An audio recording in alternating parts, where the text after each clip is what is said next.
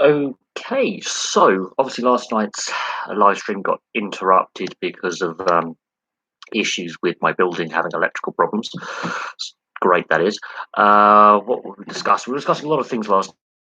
Things have happened in sport. Djokovic is currently on his way to his ninth Open title of the Australian Open. Everton obviously beat Liverpool 2-0. Uh, Mike Dean's having another shambles as a referee in the Premier League. The other bits, pieces on. What else have we got here? But there's not a lot really happening. What's going on? Well, there's been a few topics that I've decided to follow with more interest than others. We know that obviously Israel Folau, if you follow Australian sport, wants to return to the NRL. And the NRL said the only way that they'll let him open a dialogue with him is if clubs are serious on signing him.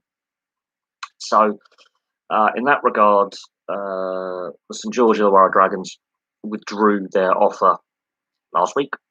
This week, Israel Folau said he requested a meeting with the NRL, and the NRL rejected that offer. And then what we've since found out is the NRL is now in the position where they stated that they are happy. The only way they are happy to discuss a return is if clubs are genuinely serious about signing him. So I've still got 2 season previews to do for this season with the West Tigers and the Sydney Roosters. I would actually have to really dig in and see what clubs have cap space. So that's interesting. Obviously, in the NHL, Dallas has had more games postponed because of the weather in Texas. So they've got to play a hideous amount of games. I think they'll play like 40 odd games in 70 odd days. Going insane. It's going to be ridiculous. Liverpool's ongoing form and their collapsing form over here in England. Really interesting to note. And of course, the French rugby team going into isolation because of 3 positive tests in their playing group and 2 positive tests in their coaching group, puts their game against Scotland in Paris next weekend, a week today, in a lot of doubt. The Six Nations organisers are going to have a head scratcher. Interesting to note, no other nation in the Six Nations has had any positive tests. Includes Ireland, the last team that France played. No positive tests have been returned by Italy, Ireland, Wales, Scotland, or England. The French Health Ministry has now said players must isolate for 10 days, not 7. And there'll be special dispensation for the French to call up a new 31-man elite squad should they have to. So additions will be made to the squad. I can't see Dupont and the other players being allowed to play this time next week. It's going to be interesting to see if that game gets cancelled. On other sporting fronts, as I said, the Israel Folau saga continues. There's yet another chapter in Israel Folau's last 3 years of his career. But as I said, with the video I did in Israel Folau and last night's live stream, the NRL is in a difficult position. It's put itself in a difficult position by setting precedent for with allowing players who've been dearrested to come back and play, who've done far more serious things than Israel Folau. So where the NRL is, I think, being pragmatic, it is in a difficult position. It's put itself in that difficult position by previous stances it's taken over previous years. Now, difference being, when Israel Folau was sacked by Rugby Australia and took him to court, Todd Greenberg was in charge of the NRL. That is now Andrew Abdo, and Peter V'landys is now in charge of the NRL. And Todd Greenberg has been shown the door. He's gone. Under Todd Greenberg, there was a lot of scandal involving players and clubs off the field, away from the game, and lots of negative headlines. A lot of negative headlines. So the no fault, no stand down policy was brought in. They brought in a code of conduct. They basically tried to clean up the integrity unit in the game. Things have changed. There's a new CEO. There's Peter V'landys in the Australian Rugby League Commission has got things done that I don't think Todd Greenberg could have got done. The league has taken a new direction. And while this off-season there's been yet further instances of players misbehaving, seems to happen every off-season. It's list the players who will be arrested for drink driving, assault, and a whole host of other uh, aggravated, crimes and all that. It happens on a regular basis.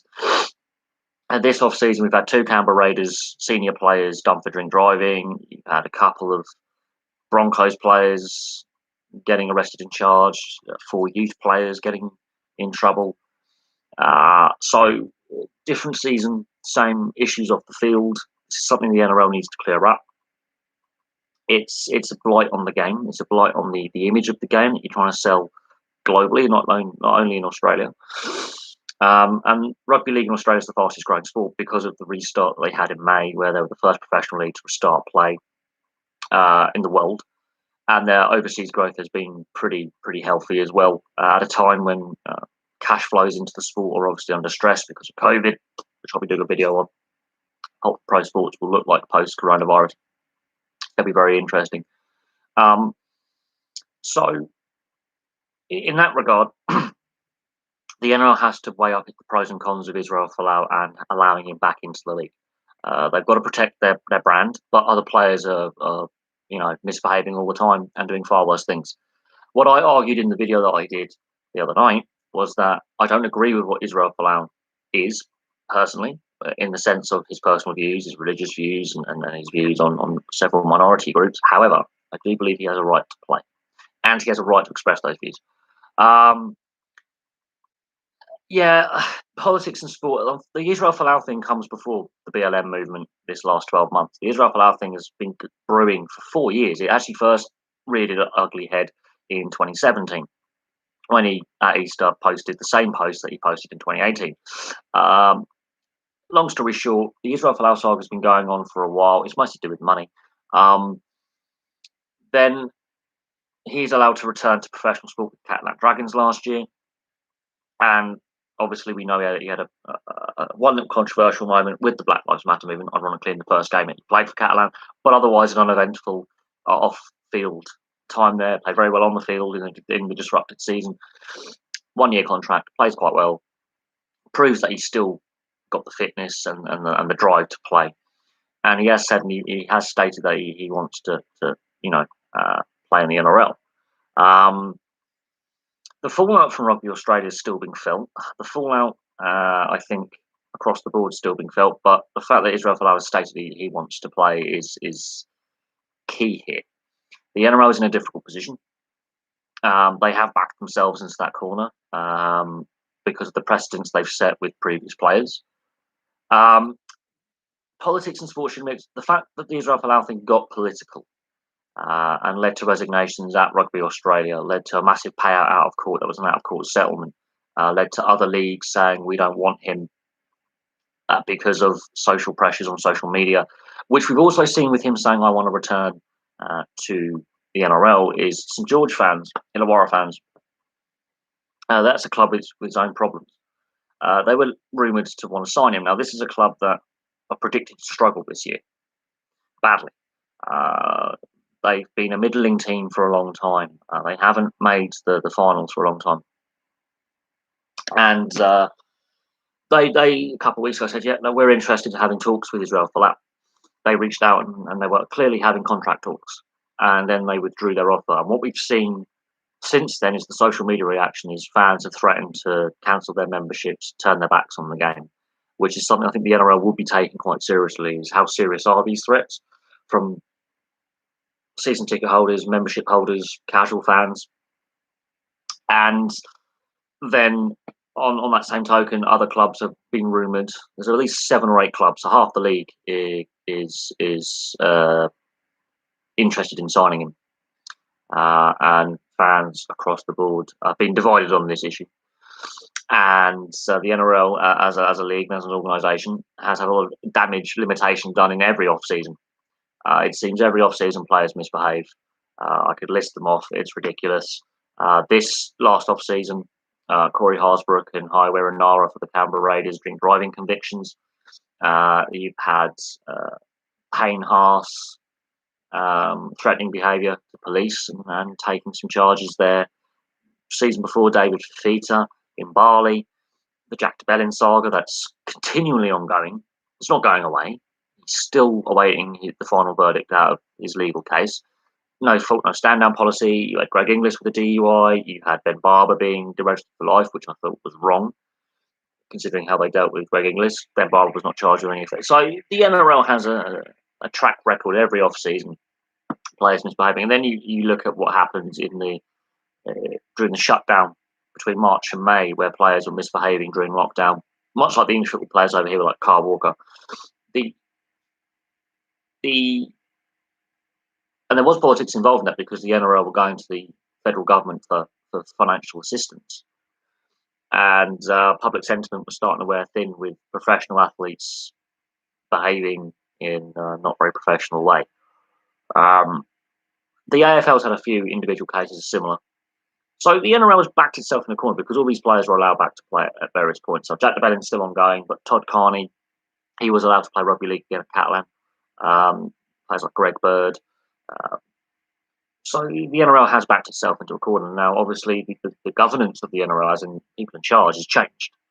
Todd Greenberg has gone. A lot of these incidents happened on Todd Greenberg's watch. He went from scandal to scandal to scandal, including the salary cap breaches, club CEOs taking drugs, players getting caught by authorities with cocaine, and the issues just kept popping up. They still are popping up. I think it's not just an NRL problem. We were having a discussion last night on the live stream before to cut it short of an unnamed English football player who's got an issue with prescription medication and alcohol. These are not new issues. These are not new things. The Israel Folau one, he's controversial because of his religious and political stances on certain sections of society. And you would say you would put politics and religion in the same category. I would as well. Their outside influences on what is a secular organisation, which is professional sport, a secular thing. You've got to see the reaction to the BLM movement within football fandom. This is where I think Israel Folau should be allowed to play. At the same time, he behaved himself at Catalan. He had no social media outbursts. He had no public outbursts speaking. He clearly was told in no uncertain terms his contract would be ripped up in front of him should he do the same thing again. He behaved. Catalan made sure he behaved because they didn't want a massive fine, which could have been unlimited, by the way. The issues with Rugby Australia, there's various viewpoints on it. He does divide opinion, but he was on a lot of money as well. He was one of the top paid athletes in Australia at the time. Now he wants to come back and play. He won't be getting the same money he got in rugby union. If he does, there's a salary cap in place, and there are concerns that the cap is going to be flat for up to 5 years. On that token, there's a whole host of football players who've had similar off-field indiscretions who've been allowed back to play. Even some of their indiscretions are far more serious. The NFL happens every off-season. There's a whole host of players, and most of them aren't star names, but it happens. Certain leagues and certain sports seem to have more trouble with player misbehaviour than others. It's the thing. We'll see what happens. I think the NRL have put themselves in. I would say they're being pragmatic now, but they put themselves in a corner from previous decisions that they've taken. So it'll be interesting to see what comes of it and the aftermath, because there's 2 weeks now till the season starts, something like that, 2.5 weeks. Teams will have to start getting into camp, like full squads into camp, very, very quickly. They're already training, but they would have to start entering the bubble protocols. Even though Australia's not doing so bad with the COVID pandemic, they would still have to start being a little bit more stricter in their COVID protocols. So if he's going to get signed, it has to happen quickly, and he has to get registered quickly. The Rabbitohs and the Dragons play the Charity Shield next weekend, so the season is rapidly approaching. On other sporting side things, as I said, the French rugby union team national side are in lockdown. Dupont and 2 of his teammates have tested positive. Fabien Galthié and William Servat, the coaching staff, have tested positive. That, puts into question whether the Six Nations will have any disruption. There is special dispensation for the French to announce a new 31-man elite squad and bring additions in. There are other good French scrum halves out there, but it's a blow when 2 of your best players and 2 and 2 coaches test positive, plus a pretty solid prop. So on the rugby union side of things, it's interesting that none of the other 5 nations involved in the Six Nations had any positive tests, no isolations, no close contacts, especially Ireland, considering they were the last team to play the French. So whatever's happened with the French camp, it's happened when they've returned to France. And the French health ministry said, no, it's the quarantine's gone up from 7 to 10 days. So we will see what happens there. The Scotland-France game could be postponed. We just don't know yet. That's an ongoing situation. They've got a week to sort it out. They have a week. And then we have another rest week. So that might be pushed back a week. So that's something that we have to follow. On the Liverpool side of things, they still can't win a game at home this year. Since in 7 weeks, they haven't won at home in the league. That is interesting. They're doing the Chelsea. Yes, I did see that the GB men qualified for the European basketball tournament. That I think will help grow grow the sport a little bit. Basketball is one of those sports where it's a very niche sport in this country. In comparison to mainland Europe and North America, it's very, very niche. Not a lot of people follow it. Not a lot of people play it.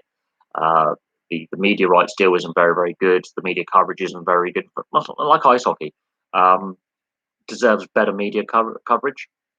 The Liverpool situation. We were discussing it last night. Will Gerrard, leave Rangers, go to Liverpool, and all this speculation. I think that's wishful thinking. I think from what I've gathered from the reports coming out of Scotland, Gerrard's pretty happy at Rangers, wants to build something there. The Klopp situation, they're still a better team than when he took over. Injuries are taking a massive toll. I think a lot of the players look tired, and the squad depth, I think, is being tested by this shortened off season that we had. The transfer market, while I expected it to be quieter than normal, I was surprised by how quiet it was. Not a lot of teams adding depth there. Yes, Liverpool are having a really rough time of it at the moment. Confidence is low.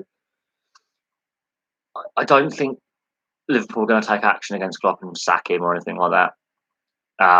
But clearly things are getting frustrating. This is a team that's used to winning.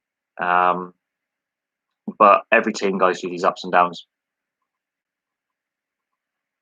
I think with the World Championship Ice Hockey, there's no relegation this year. So that's been decided. The fact that they've had to rearrange the tournament where it's played and the host nation now being purely Latvia is frustrating. But there's other issues in Belarus, more than just the COVID pandemic. There's also political issues ongoing and security problems. So they've moved it to Latvia. It will be interesting to see, because obviously the Elite League isn't playing. Very few British players are playing overseas. The National League has started this weekend with a short little cut round robin format over a 6-8 week period, and a lot of Elite League players are playing for some teams you wouldn't have thought for. They are getting some game time. It's a lower level of hockey, which is a shame, but they are getting some game time, which is important. Maybe that actually helps the GB team. We just don't know. A lot of the European leagues haven't restarted, apart from Sweden, Finland, the KHL, and now the NHL. Most leagues haven't restarted. So a lot of teams are going to, when they're selecting players, they're not going to have a lot of game time under their belt. So match fitness. Obviously, these guys are keeping themselves physically fit, but the match fitness is going to be what's interesting. But that tournament's having already had to have venues rearranged. They're still going ahead with it in Latvia. I don't think the IIHF can afford to cancel a second tournament. It's their biggest moneymaker. It's what makes the money for to be distributed around the leagues and the IIHF. It makes them a lot of money. They can't. It's like the Olympics. There's too much involved for Olympic associations and nationals. It makes the national associations money. The Elite League, this is an interesting one. It's because the two biggest clubs basically were squabbling, and there's been some arena issues, and there's a bit of club politics getting in the way. And there was the issue of signing overseas players because of the quarantine. Different rules in Northern Ireland, Scotland, Wales, and England over, essential travel and quarantine rules. The fact that having no fans in attendance would be ruinous. The National League, I'm surprised, is going ahead, but they've come up with a streaming package. So maybe British ice hockey fans are just watching in large numbers. They have the fact that the Elite League, also there was some politics involved in that with funding. The central government only gave the English teams money, the Welsh teams money, didn't give the Scottish or the Belfast Giants money because of different funding formulas. So Sport England got a grant. I think the Cardiff Devils had to have special dispensation because of the amount of English players that played for them. The Scottish teams got no money, but the Belfast Giants got no money because Sport Scotland and Sport Wales have different funding formulas through devolved governments. So that got political. And then when you had the Sheffield Steelers, I think the Nottingham Panthers got their knickers in a twist in England. They're two of the biggest teams. They got their knickers in a twist, which didn't help. There's been some arena issues. I think the Glasgow Clan, they have some arena problems. The Five Flyers have some arena problems. We know the Bracknell Bees have lost their arena in the National League. Basingstoke's rinks and terrible. The rink operators and arena operators are in trouble as well. Some teams are lucky that the local councils operate their arenas, hence why the Bees have moved to Slough that's council operated and it can stay open, which is interesting. It's not where we want to play, but it is what it is. But the fact that some hockey's taking place is good. On the NRL side of things, we're finally going to see some reserve grade and junior grades played this year, which we didn't have last year. This is why these trial games have been so interesting. I've watched a few of them. There's some players who haven't played for a year getting their first run out. Some of these guys who play in these trial matches haven't played for 12 months. And when you've got young players coming through and developing their game, that's a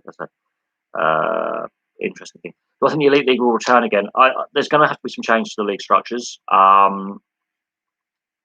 That's definitely going to have to happen. There's no doubt on that. They were trying to unify the governing body, and again, a couple of the big teams, Sheffield and Nottingham, got their knickers in a twist and refused to play ball, which is why those talks fell. The National League and the Elite League came together. The Scottish, English, ice hockey associations, member clubs, a couple of them, Sheffield's clubs, for example, got their knickers in a twist and refused to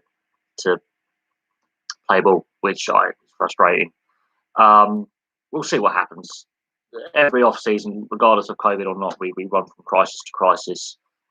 In English ice hockey, it's mostly been the Basingstoke Arena, and now obviously Bracknell have lost their ice rink indefinitely because of ownership being crooks. Personal opinion. It was a profitable arena. They chose not to invest in it for years and allow it to go to rack and ruin, which is deliberate.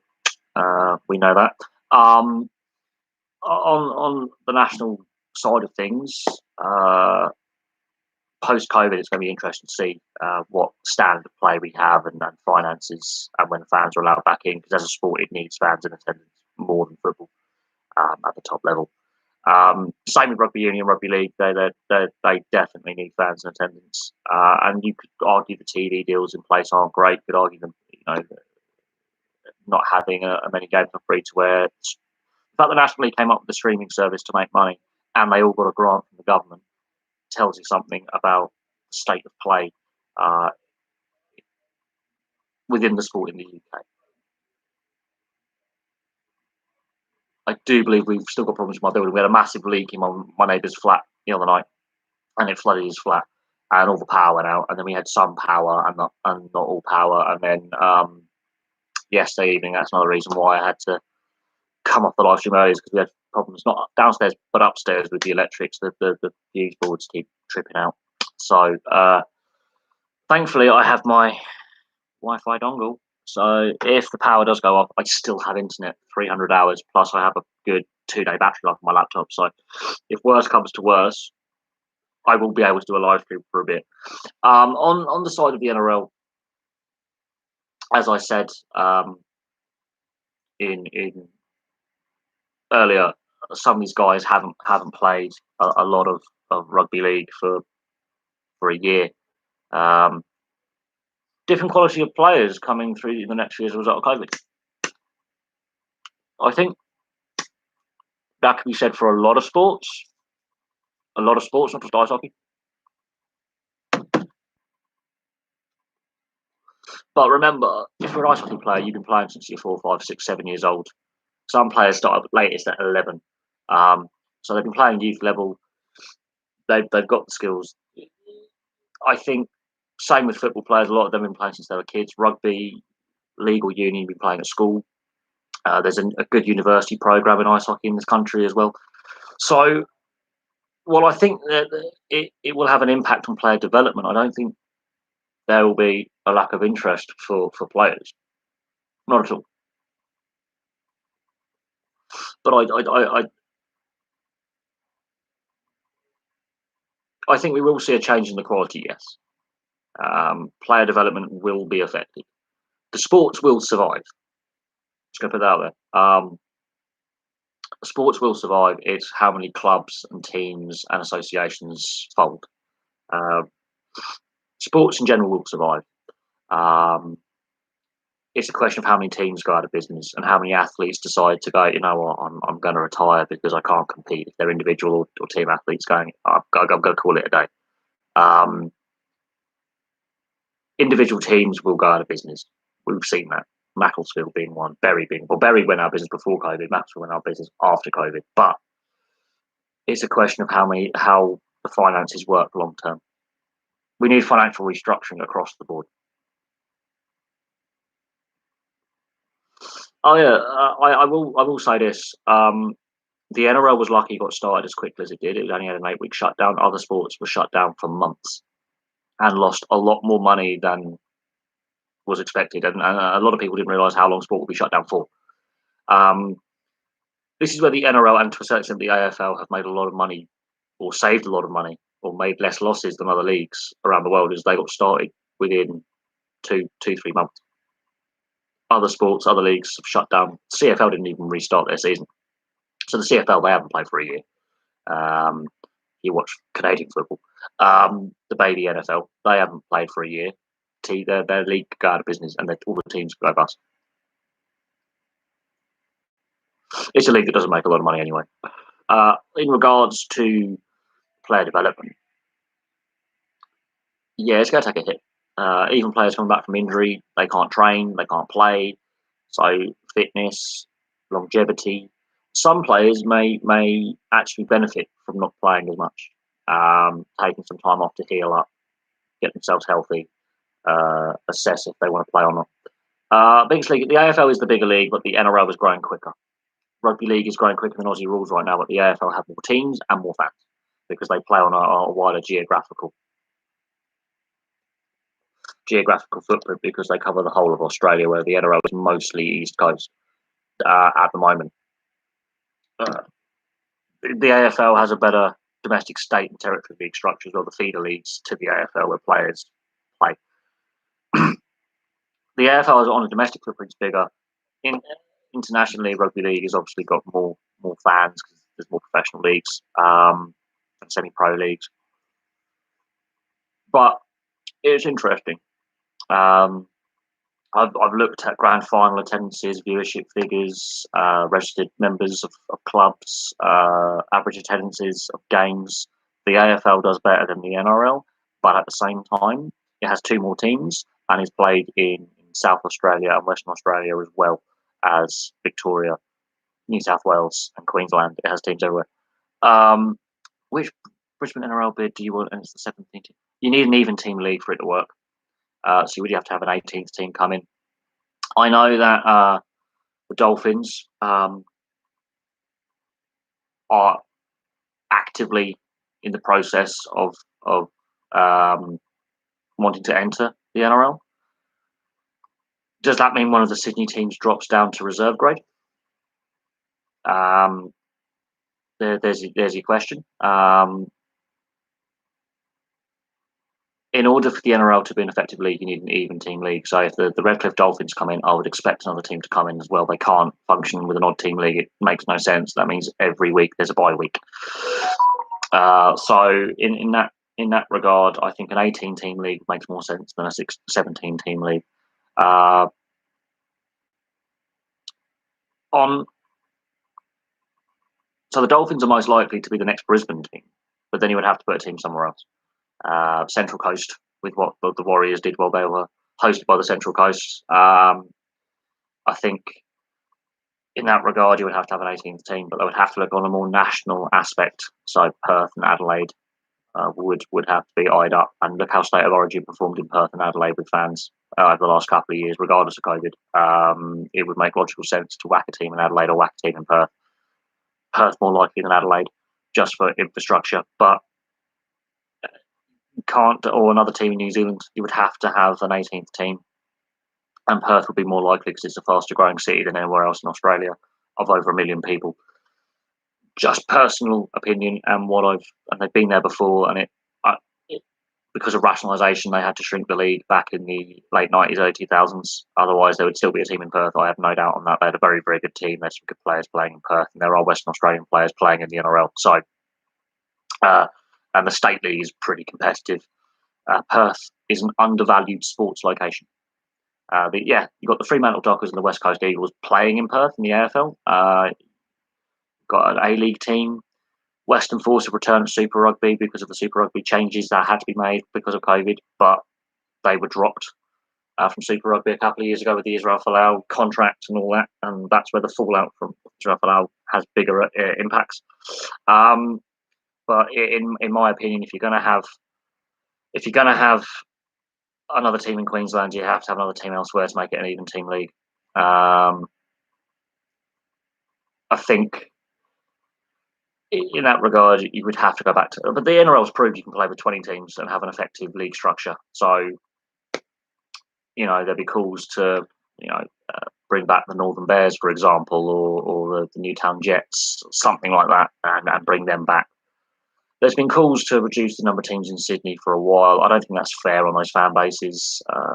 Every team in Sydney's won a grand final or appeared in a grand final. So you could say PNG, but then you've got to look at the security aspect of it and the wealth of the country. It's not a very wealthy country in comparison. Security is an issue. Infrastructure is a massive problem. You just got to look at Port Moresby. There's poor infrastructure in the city. Papua New Guinea is one of those countries that you would be playing in tropical heat, even in winter, which is not healthy for the level of play that we're talking about. PNG do produce some good players. I remember the first PNG player that I remember watching was Stanley Jean. So if you remember him, he played in the Super League for a very long time, and he was a destructive second row forward. And a prop. He battered people in the Super League for the best part of 15 years. I think to call itself a national rugby league, you have to look at Western Australia, you have to look at South Australia. You have to take the AFL on in its own game. They've tried in the state of Victoria, which is AFL country, and yeah, the Melbourne Storm have been very successful, but they never pack out that stadium. Whereas when games have been taken to Perth on the road, and State of Origin in Adelaide and in Perth, they sell out. They just sell out. So we'll see what happens with the next TV deal. I think that will be when we will see a team enter or teams enter. I think the next TV negotiations will be crucial. But I could see Perth being an option, or maybe the South Island of New Zealand. Another team in New Zealand would be brilliant. It's a very interesting topic. I mean, look at the expansion argument in the NHL with Seattle joining this coming year. They allowed Vegas in, and there was a 3-4 year gap. And an odd team league is a pain in the arse to fixture. It really is a pain in the arse. And with what they've had to do with the divisional realignments in the NHL this year, there's a 17 division yet again, regardless of where you align them. So I think it's an interesting one. The debate between what's a better sport to play and what to watch. League is a better sport in general. It's simpler rules. Union, I have played a lot of Union. I played for my local rugby club, battered my body up, which I'm still feeling now all these years later.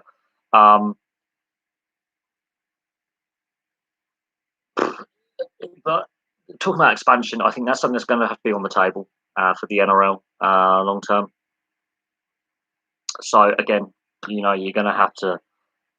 That'll be for V'landys and Abdo to consider the Redcliffe Dolphins if they are serious about entering, and B, making it an even team league. When they did have it at a 17 league, it was a 17 team league at one point, and then they went down to 15. It didn't work very well, and then Gold Coast come back in, make it 16. It functions better, so you can have all 16 teams playing on a match day weekend. You can then stagger the bye weeks correctly for state of origin, where again a nice number of teams are playing. I would think if they're going to consider expansion, they're going to consider an 18th team as well, and I think that's where Perth could have a very big shout of having a team. Very, very big shout. Central Coast could have a team as well.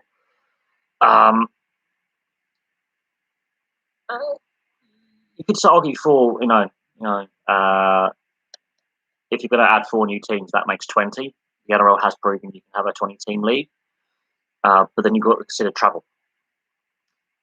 I think Papua New Guinea is a big question mark. But yeah, Redcliffe Dolphins, a team in Perth or Central Coast.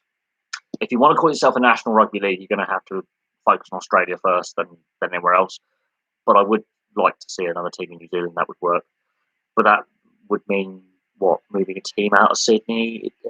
It gets complicated. The money's in Sydney and Brisbane. That's where the money is, corporate wise. Although Perth does have a lot of money, and it's a fast growing city, and it's a global city in the sense that there's people from all over the world living in Perth, much like the major cities in Australia. And they're a sports mad. They have the facilities in Perth. That's what I'm saying. Yes, Premiership Rugby's going to be on number of teams because there's no relegation this year, and it's just a sop to get Saracens back in. They're going to try and ring fence it. It's not going to work very well. Fans aren't going to enjoy it as much. The reaction's been mixed. It means teams that should be relegated and teams that should be promoted aren't going to. There's going to be the RFU and is not necessarily calling all the shots when it comes to Premiership and Championship. It's just the governing body. I'm sure the Championship clubs aren't overly happy about that. But Rugby Union, the finances of Rugby Union have been a mess for a very, very long time. Very, very long time. The Rugby Union finances. You just look at Wales. It's been a shambles for a long, long time. Very few clubs make a decent profit. And we'll have to see what happens. Generally, we'll have to see what happens.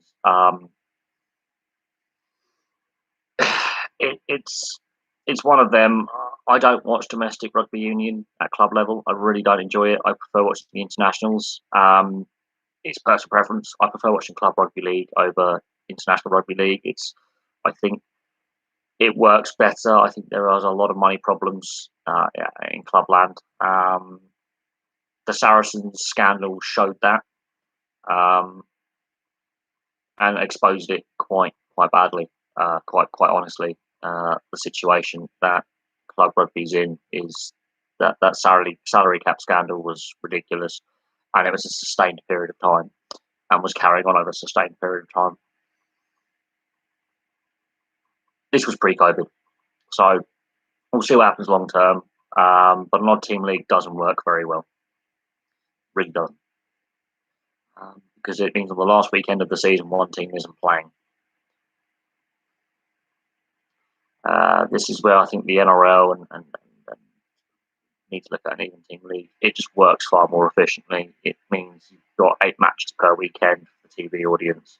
You have a 9-team league, an 18-team league, 9 matches per weekend. 20-team league, 10 matches per weekend, and the TV money is vitally important. So, Premiership Rugby is basically it's a sop to Saracens, really. It all depends if Saracens actually win the championship. If they lose, that'd be hilarious. Because if there's ring fencing, which is the idea, not a lot of fans are in favour of that. That could go down like a lead balloon quite quickly. But we'll see what happens long term. Premiership Rugby and the Championship, they need to consider their financial position. I prefer. Look, International Rugby League has its own problems. There's no unified global governing body. That's an issue that Rugby League needs to figure out very, very quickly. Do I like how State of Origin brought back Dead Company and Pole? Ah, that was hilarious. There's been certain things about professional sport that I think need to change, and I think when this pandemic is no longer declared a pandemic by the World Health Organization, and we get the vaccine rollout and regular vaccinations, and we can get back to some sort of normality. I do think professional sport needs to look at its finances, how it governs itself, a whole host of things, because the spending's been out of control. Let's be deadly serious here. The way that God, let me just sort something out.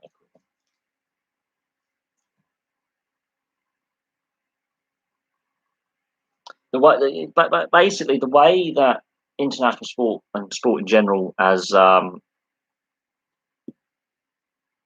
been going. I mean, the money side of it is,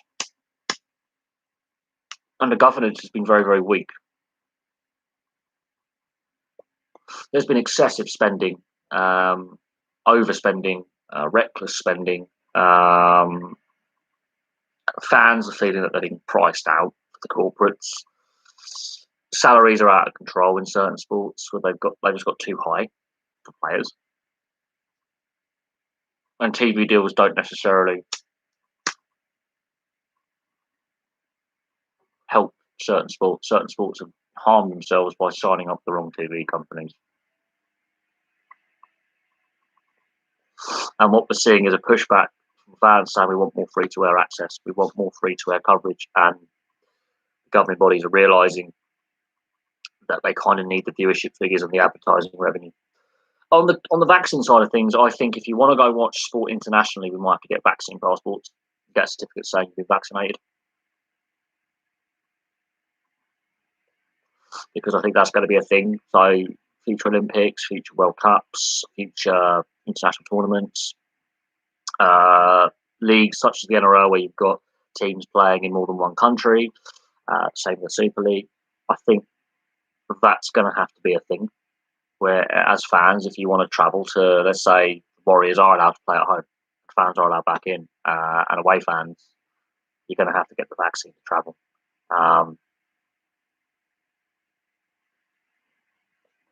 Benji Marshall, he's there, I think, to help some of the young players develop. He's still proven he's capable of playing, much like Cameron Smith. The Cameron Smith situation, I don't know what's going on with Cameron Smith.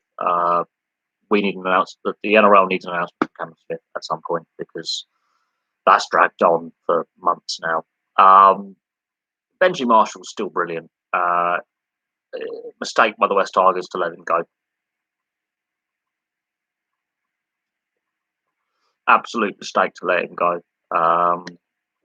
He's proven that he can still play at the top level.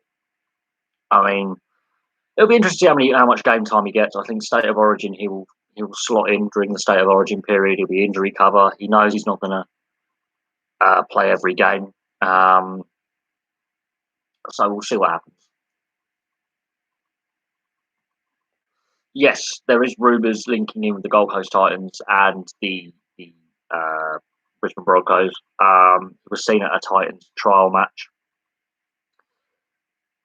But again, we'll have to see on that. There's no definitive. He's still not made a decision.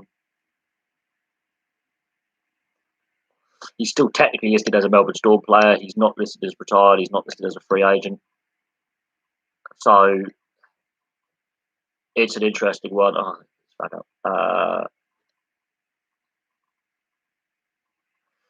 Look, if the ethnic minority groups don't want to get the vaccine, they're at risk. They're already at more risk of getting ill.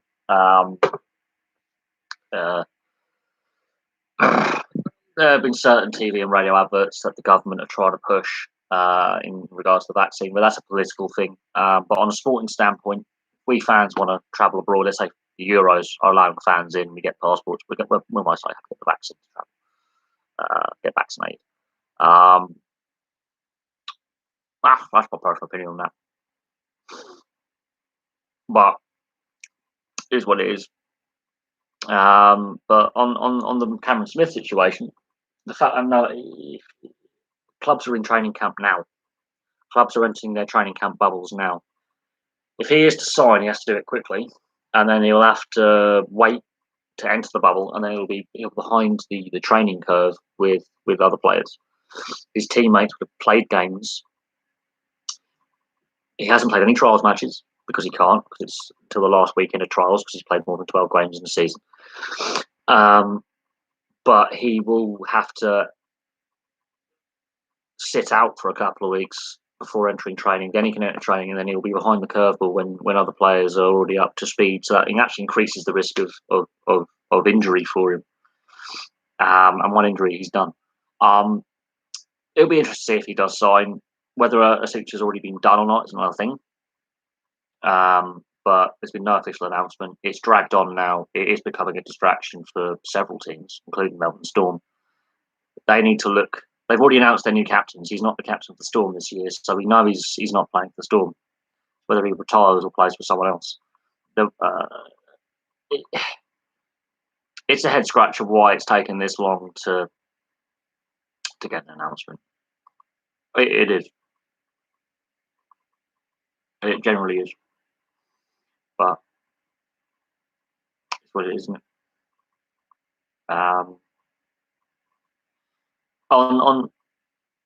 Yeah, they've got co-captains. I don't like having a co-captain thing. You got. I prefer a captain and a vice captain. So if the captain's injured, this is your vice captain. He will fill in. The fact they've named Bromwich and Finucane as co-captain says that Smith ain't playing for the Storm this year. That's a fact. And therefore it'd be the Broncos and the Titans are the ones most linked with him because he's now moved his family to Queensland. The fact it's dragged on is embarrassing. It just shows how much of a narcissist he is. As a player, he's brilliant. There's no doubt on his playing ability, but he does divide opinion with a lot of people.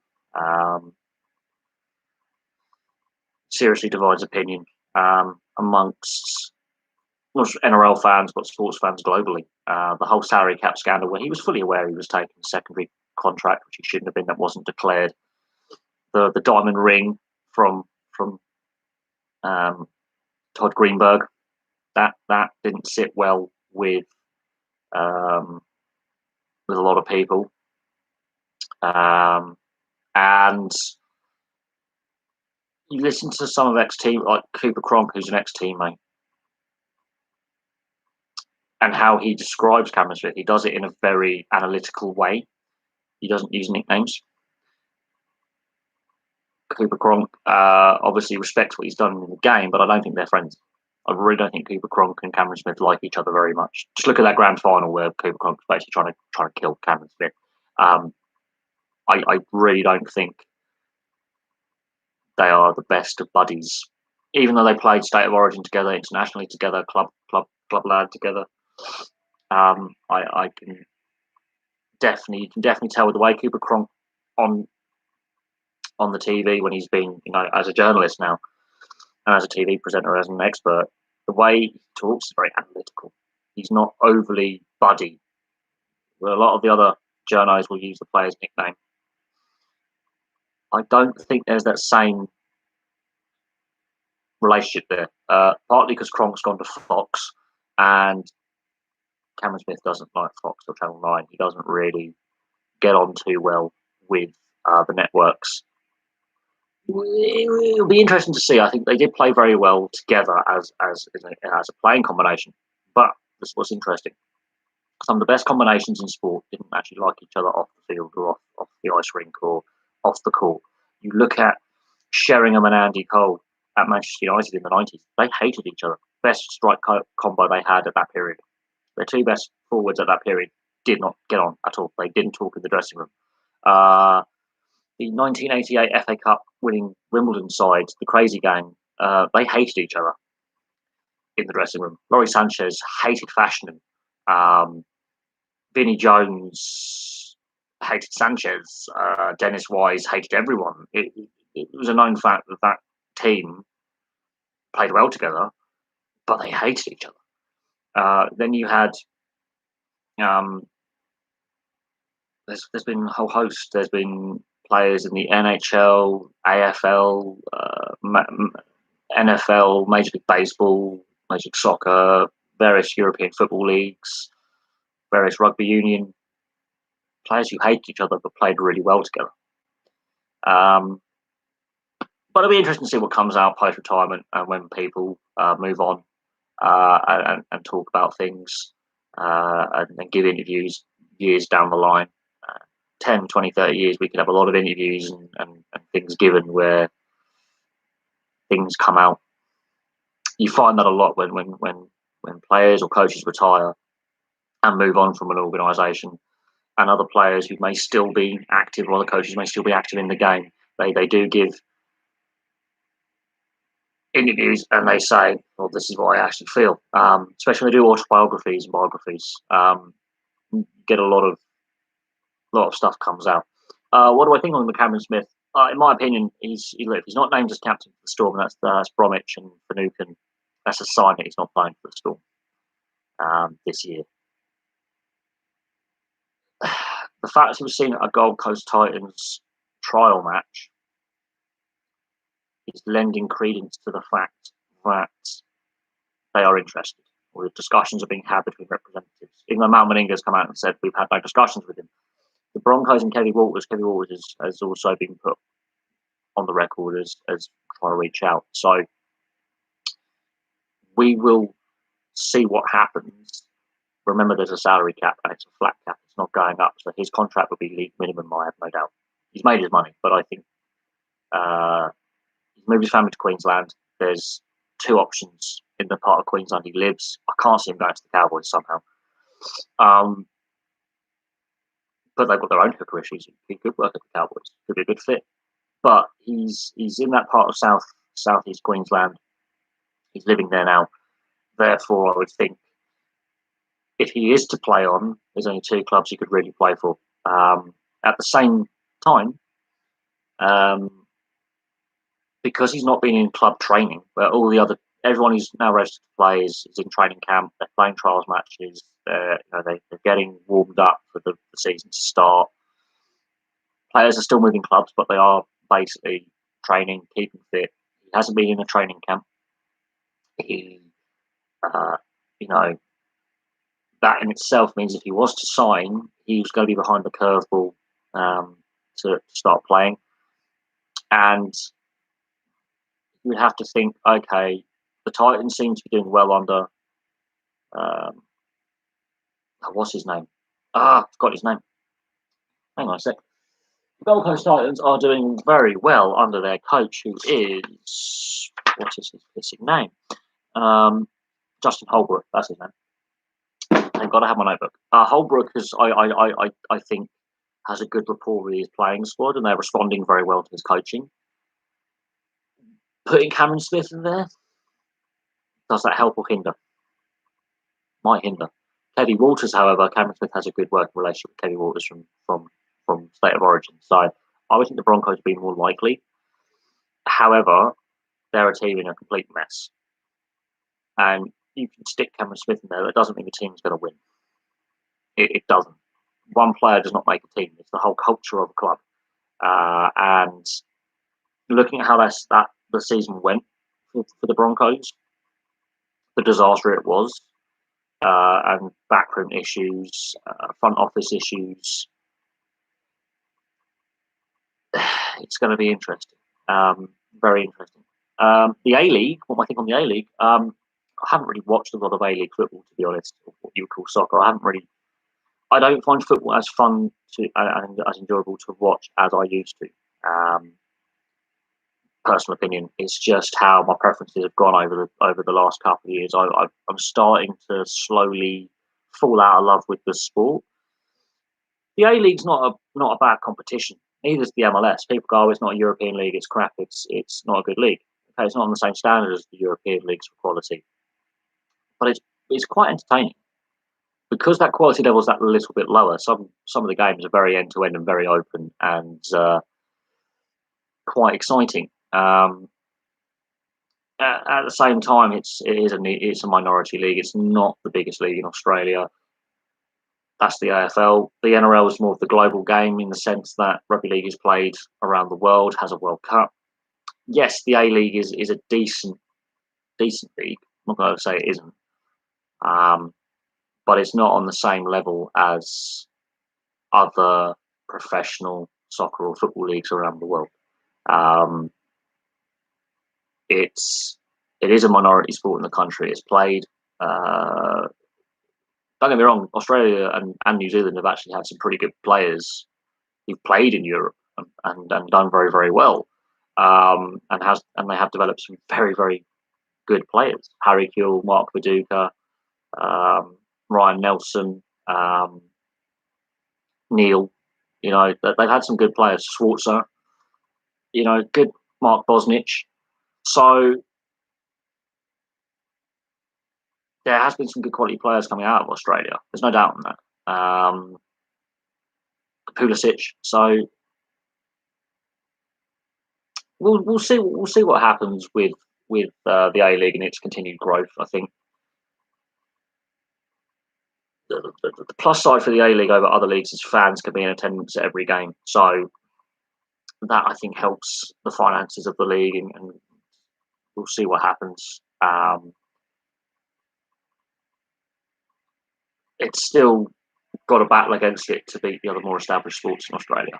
That's just rugby league and AFL are far more popular, and that's the battle it's going to have is to get casual fans interested in the sport, which is a different style of, it's a different thing. It's still a team sport. It's still fun to watch. It's at a lower standard, and you've already got established fan bases and locations which support two bigger codes. I think it's always going to be the third team sport in Australia for when it's played in the year.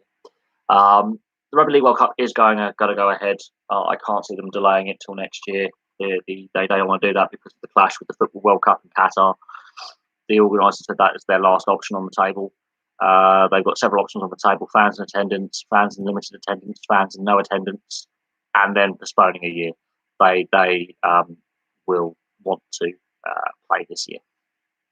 Whether we can go and every ticket sold, or they have reduced attendance or no attendance, that is another thing. Hence why the RFL got a loan from the government to cover losses, and it's a scaled loan. So the more fans that are allowed to go, the less the loan is.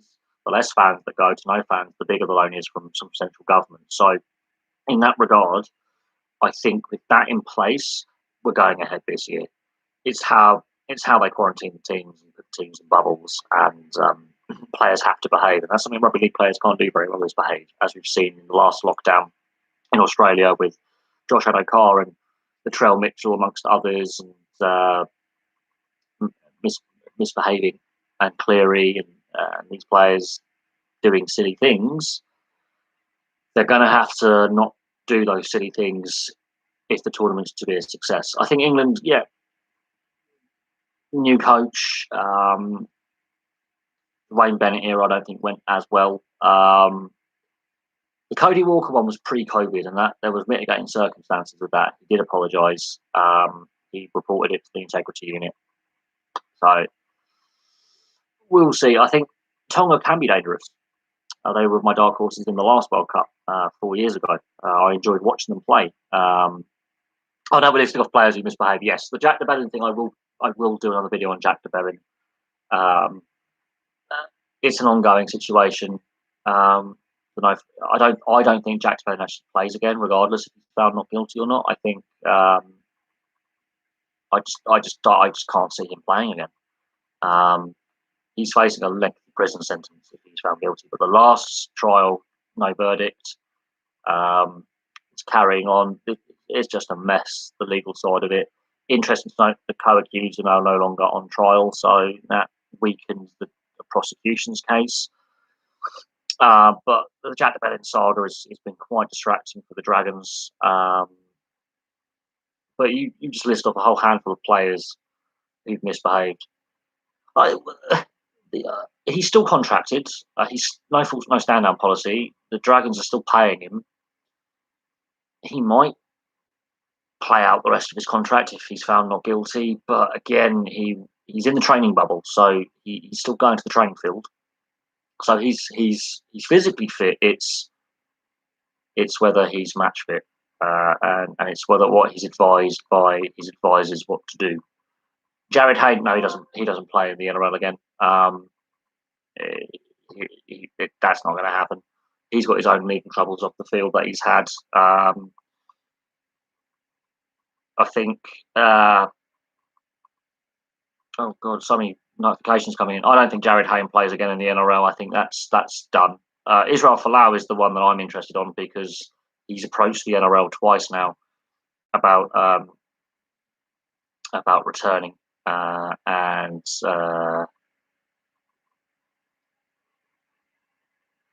we'll see what happens. The Jack de Belin case has been going on for 3 years, 2018. So again,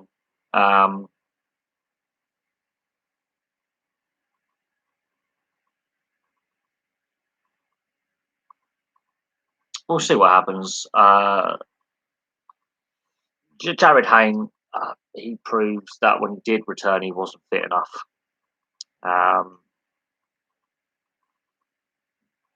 It's one of them.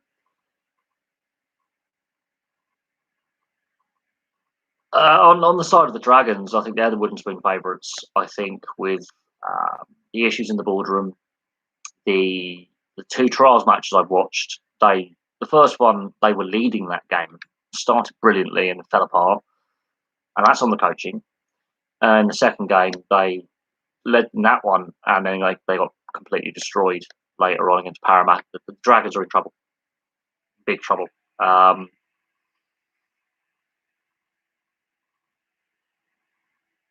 The Broncos, I think, with Kevin Walters, I think he won't tolerate misbehaviour from players. So Payne Haas, Pangai Jr. on notice. They have some squad issues. There's no denying that. There are issues with the structure of the squad, the youth of the squad. Those young players took a really bad season. They took a beating last season. That will damage their confidence and their development, I think. So he's got to try and make these young players more confident in their abilities and themselves. I think 1 or 2 shine out players, Staggs and Farnsworth, I think were their best players. They're young. We'll see what happens with the Broncos. I can see them being better. As I said in my preview, I can see them being better, but it's going to be a long road to get them better. They have to give Kelly Walters time. It's not going to happen overnight.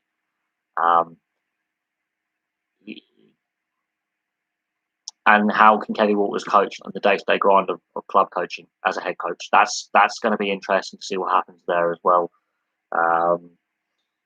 But the Broncos aren't the team they were. There's been issues with roster management for years there that predate Seibold's time.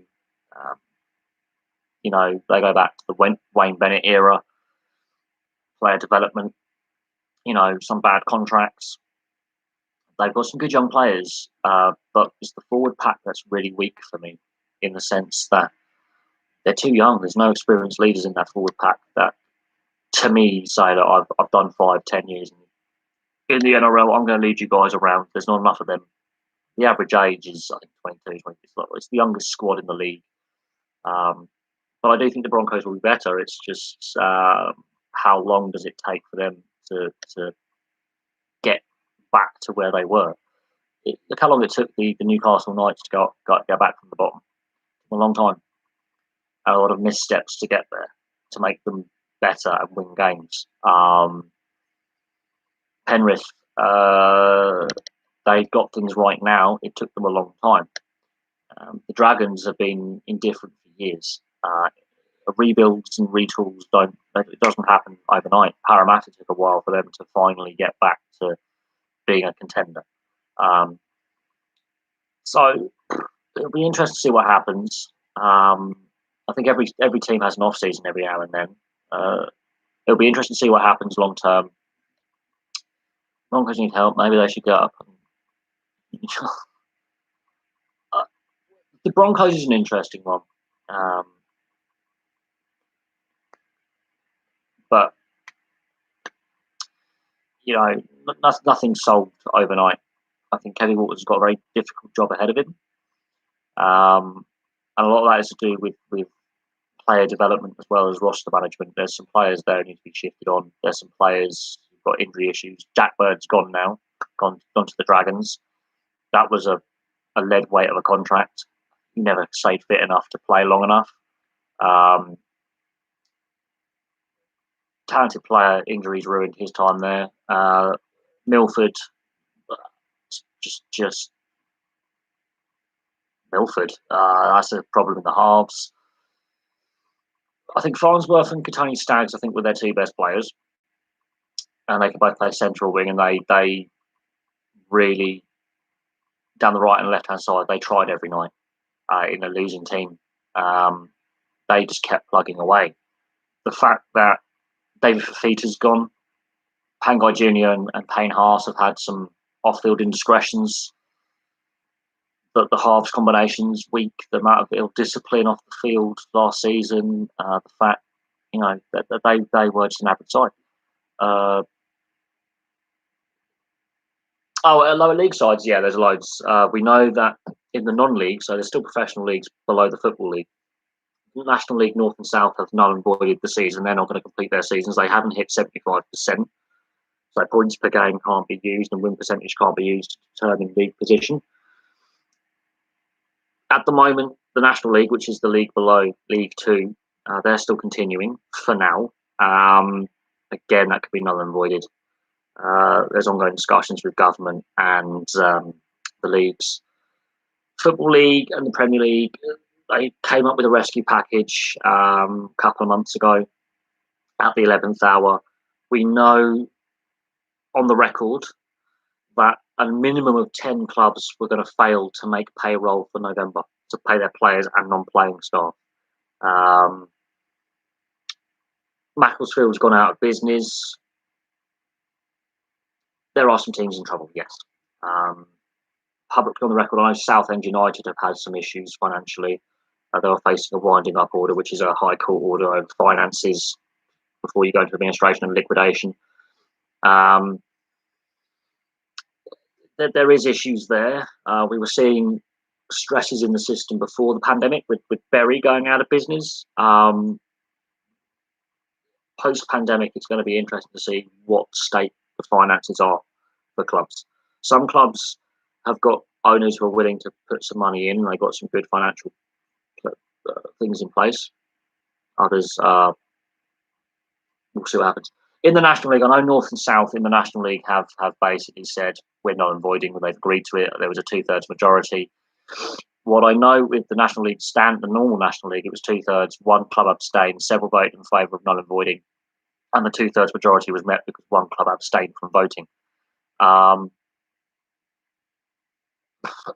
think it's a matter of time. The weather's had an impact as well over the last month or so. We've had a lot of snow, a lot of heavy rain, flooding, frozen pitches. There's so many games that have got to be refixtured in all the leagues that there are teams with so many games in hand. It's going to get to the point where have the footballing authorities, have the FA, the National League, the Football League, the Premier League, given themselves enough flexibility to get games played. That's my opinion on that one. Some teams in the National League North and South and below hadn't played since November and December. This is why they were null and voided. So everything below National League is now not playing, which says it all really. It's the haves and have-nots. The lower league clubs and non-league clubs get treated differently to the Premier League. The vote was had earlier this week in the National League structure, and North and South voted in favour of we can't continue. It's just not feasible. Whereas the main National League, the one below League Two, just, when I say just, if one club voted another way, you don't have the 2/3 majority required. It means it goes to another vote. So it carried with 2/3. One club abstained, and I think 5 clubs voted in favour of null and voiding. But it's getting to the point where if we have another bout of bad weather,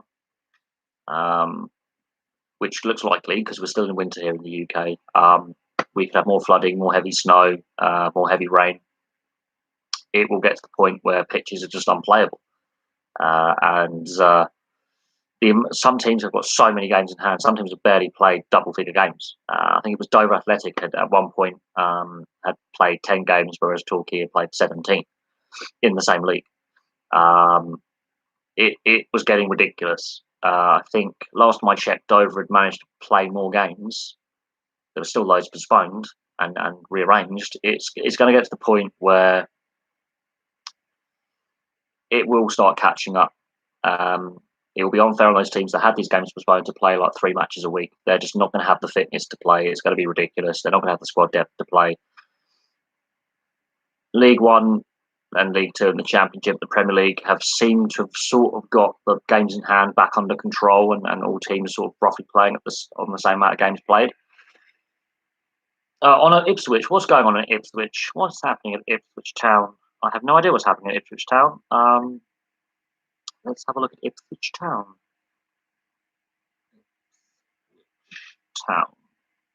And their last match was against Oxford United, and that was a 0-0. So look at the news. It was 0-0. Fan unrest. Oh, here we go. This is interesting. I know the last game was a 0-0. That's just an average result for either side, really. Ipswich Town player issues strong reaction to recent fan unrest. Acceptable. Ipswich Town defender James Wilson says that protests from the club's fans against manager Paul Lambert are not helping the attractive voice score. Well, Paul Lambert's a crap manager. As a Blackburn fan, I can tell you he's not very good. Lambert has increasingly come under fire in recent weeks following Ipswich's poor recent form, and that led to protests at the club's training ground on Monday, where flares were let off and chants calling for manager's departure were heard from a small group of club supporters. Idiots. The following night's Ipswich player goalless draw was struggling with Hampton, and Wilson believes that those actions from the fans are not helping the players.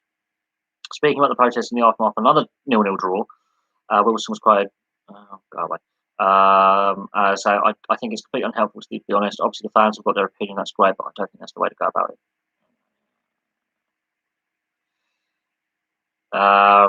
Following those 2 draws with Northampton and Oxford, Ipswich now 12th, 6 points to go for the playoffs, 1 win in 7. They're playing Hull City on Tuesday.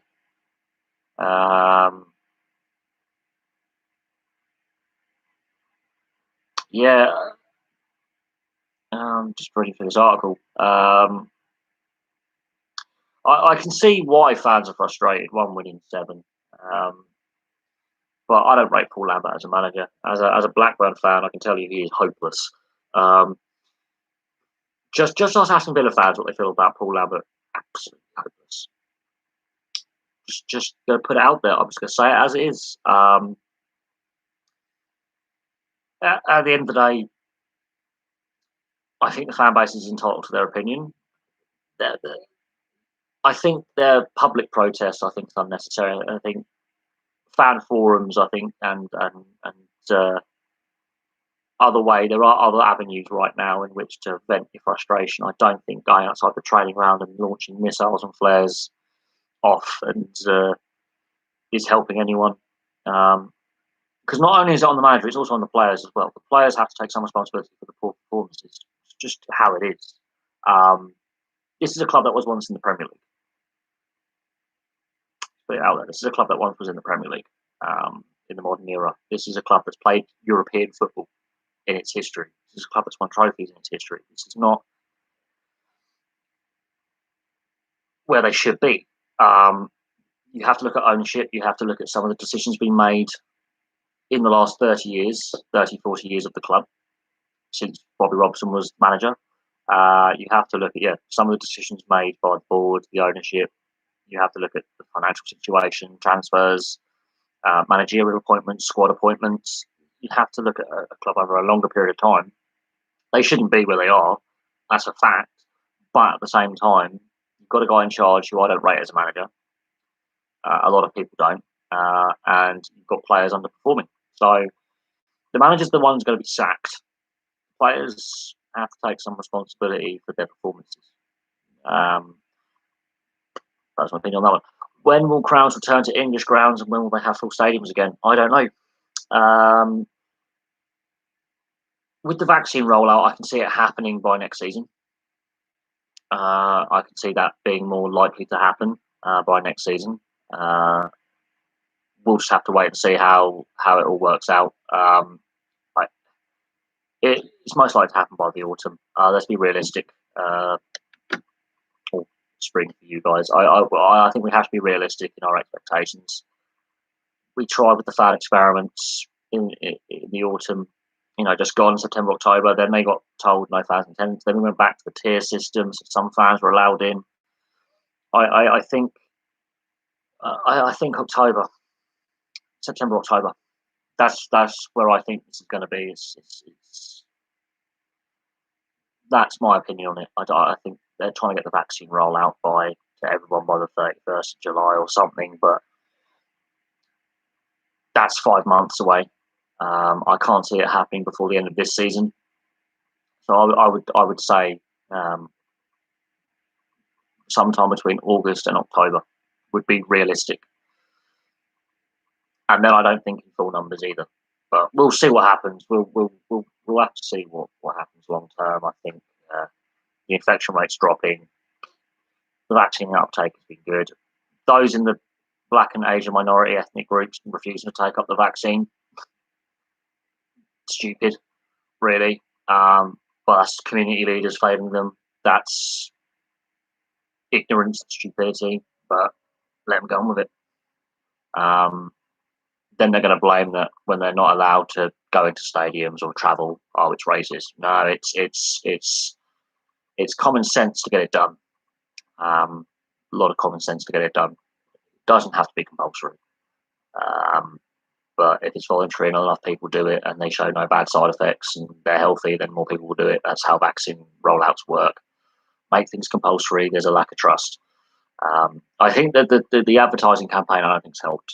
I think that's had a negative, but there's a lack of trust. But community leaders and social groups, they need to start actually trying to sell it rather than not. But it'll be interesting when the high profile athletes from minority backgrounds take the vaccine. I think that might have a positive impact on the wider public taking the uptake.